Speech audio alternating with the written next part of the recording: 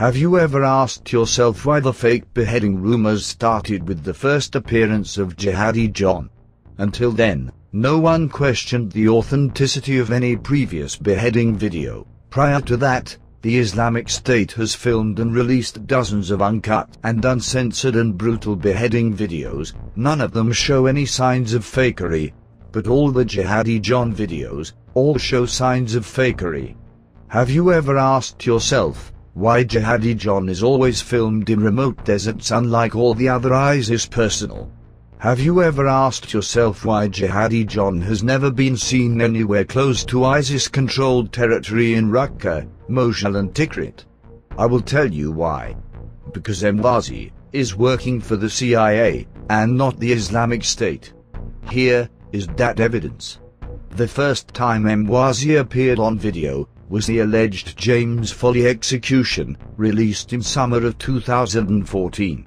Many have since analyzed and compared the real James Foley to the actor in the execution video, and concluded without any doubt that the person in the video was not James Foley, but an actor supposed to impersonate him. They look and speak completely differently. They shaved the head of the actor and told him to distort his face while speaking, expecting people to assume that those were the reasons why he didn't look like the real James Foley. Why they would start with an actor is up for speculation.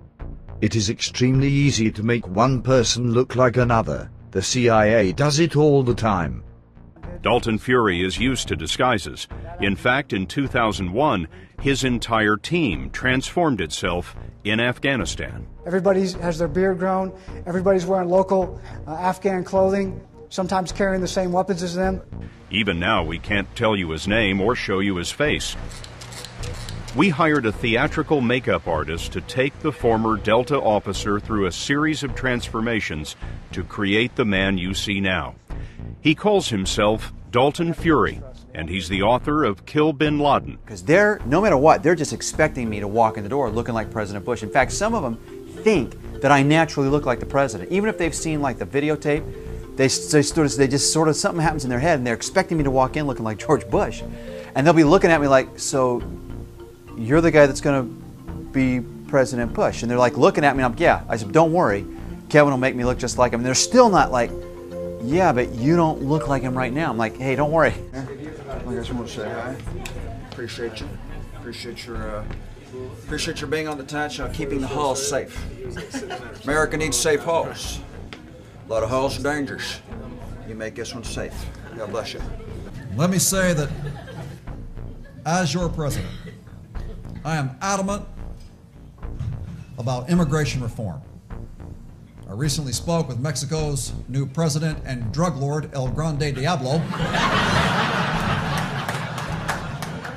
The first 5 Jihadi John videos have another thing in common. None of the beheading videos show cuts in the skin or blood during the what I call the throat massages.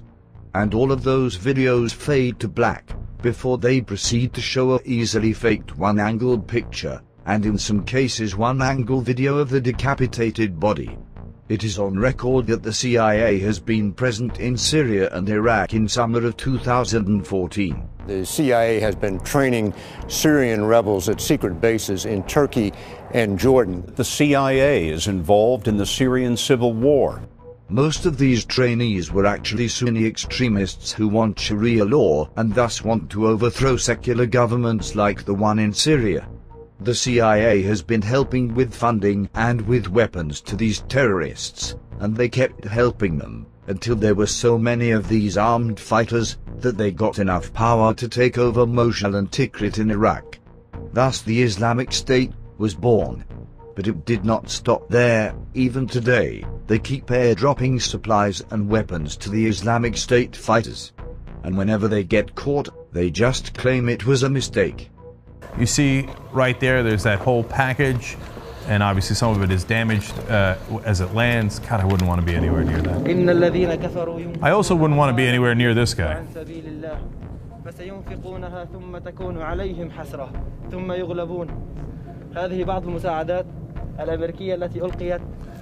That's smart to point the weapons at it.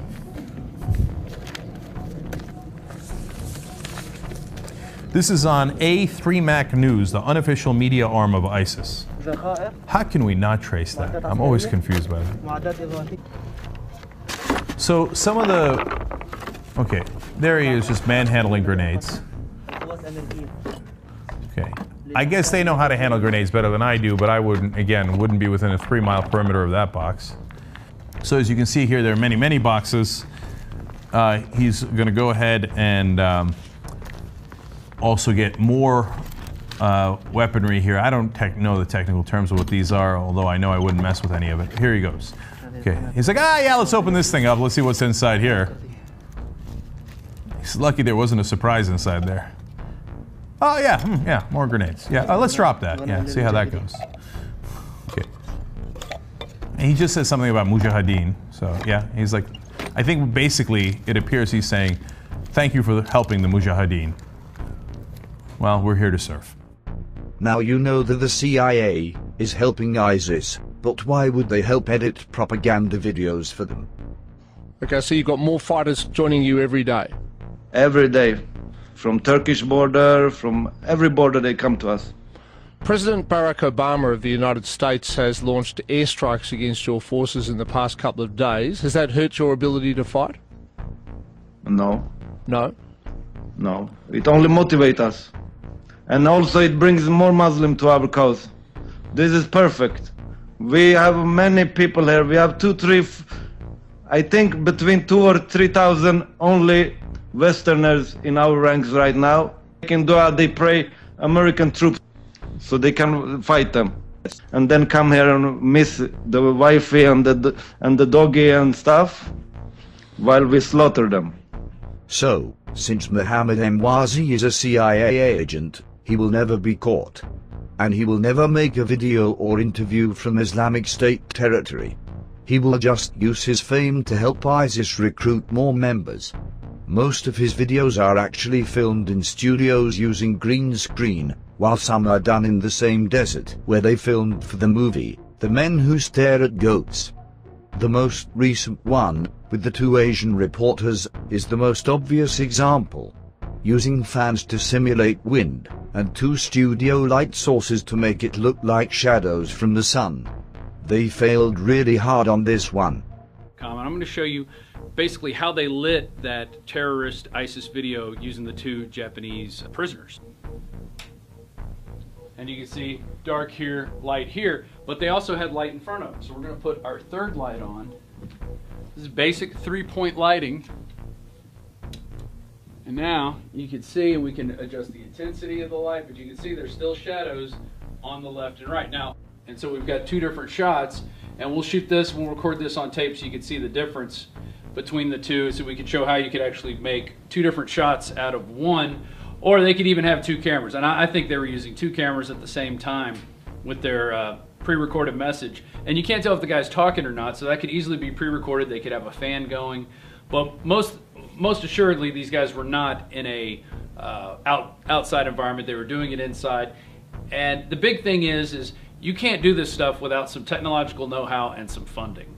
And now, yes, ISIS does have funding. They get it from selling oil, other terrorist activities, they're looting, but they got their seed money from the CIA. But it also takes know-how to do this. You're not going to have the typical ISIS jihadi knowing how to come in here and set up a chroma key setting.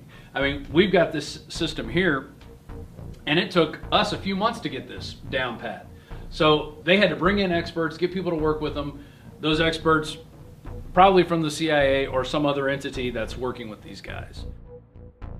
And I questioned some of the shadows that we saw on the Japanese beheading videos. Just didn't look right to me. And once again, I'm not sure whether it was faked or not, but it certainly looks possible.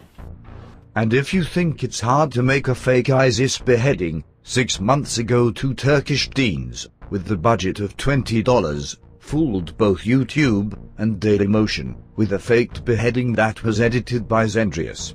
All Zendrius added was nasheed music and the ISIS flag watermark. Something that anyone can do. Neden burada olduğunu biliyor musun lan?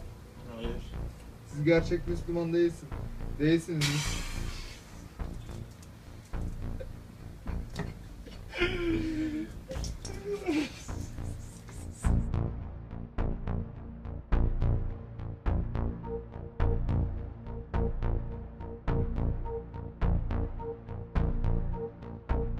I will make another video showing how we faked these videos, step by step. Ölmeyi hak ediyorsunuz. The CIA is obviously following what's being posted on the internet on YouTube, and that people were exposing the faked solo Jihadi John videos. That forced them to do something really special. They gathered a dozen Mossad agents and mercenaries, had them grow a beard over the span of 3 months, and performed a large-scale fake beheading. You will notice that in all the real Islamic State videos, they used different clothing and gear.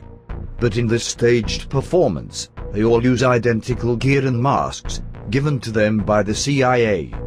The knives are identical too. They just couldn't be bothered. It would be extremely easy for the Mossad and CIA to get hold of 20 Arab-looking men for this video. Israel prisons are full of Arab terrorists who they could release in order to make this video. The supply of actors is nearly unlimited. There is no evidence that any of these men are Islamic State fighters, and there is no evidence that any of these victims were Syrian military or pilots. No one probably knows who any of these people are. But it is likely that we won't see any of them ever again, except Jihadi John, because he still remains useful. And if you think this video could not be faked, just watch any of the modern slasher movies. The throat-cutting sequence includes CGI animated blood and probably 20 different camera cuts. But YouTube does not allow that to be shown. So I'll have to show you other editing glitches and mistakes I have spotted. Here are some.